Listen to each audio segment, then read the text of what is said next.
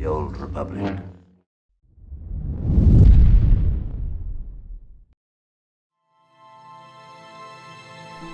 As the millennium unfolded, the Jedi built a great civilization, establishing temples, cities, seats of learning and healing, each centered around a Tho Yor, Jedi Temple Master Ketu. The Tho Yor Arrival marked the beginning of the Jedi, taking place in 36,453 BBY. It is through the Tho Yor that the many disparate Force sensitives and scholars of the ancient galaxy were brought together on Tython. But the story of the Tho Yor does not end here. These mysterious machines continue to guide the Jedi in their study of the Force for over 10 millennia, until the Force Wars would split the Order into the Jedi and Sith.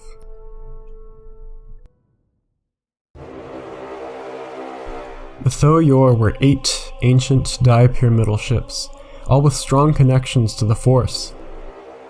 It is unknown who made them, but there is only one plausible source: the Celestials.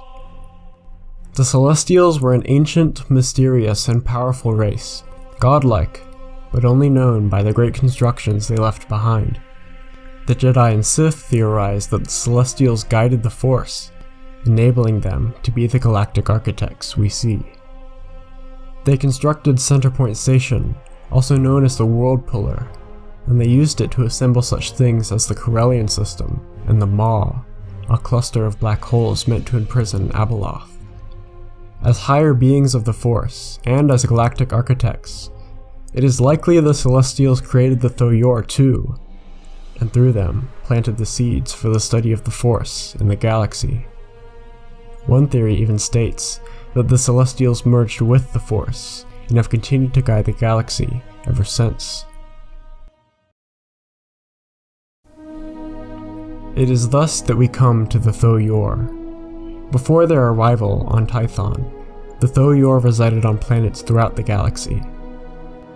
The first to discover theirs were the Dai Bendu monks of Ando Prime, who sensed in the Force that it contained important mysteries that would be revealed to them at some point in the future.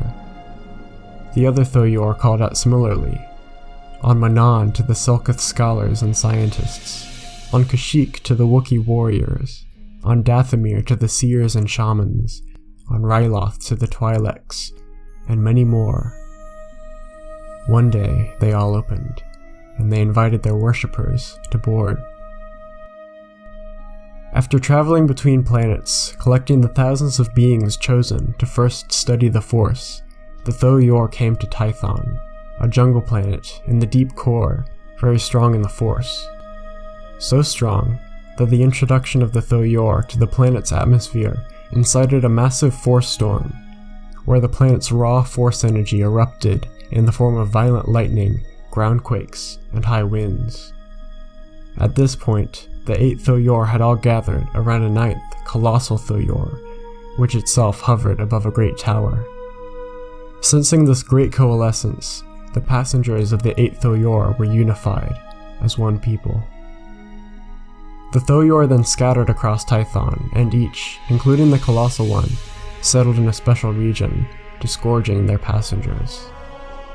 Within the first millennium of their colonization of the world, the Force sensitive among the group united under a code and began to call themselves the Jedi Order. The Jedi always venerated the Tho Yor for their role in delivering them to their new home. Each of their 9 temples were built at the site of one, at the place it settled, and the Force techniques taught at each temple were determined by the wisdom of the Tho Yor, by the environment it chose to settle in. But this I will detail more in the next video. The Tho Yor were the agents of creation for the Jedi.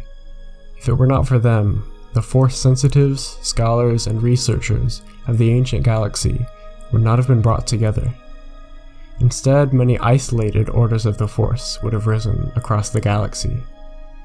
Perhaps that would have been better, or cooler, but they would have been more easily snuffed out by the trials and enemies that the Jedi encountered and overcame.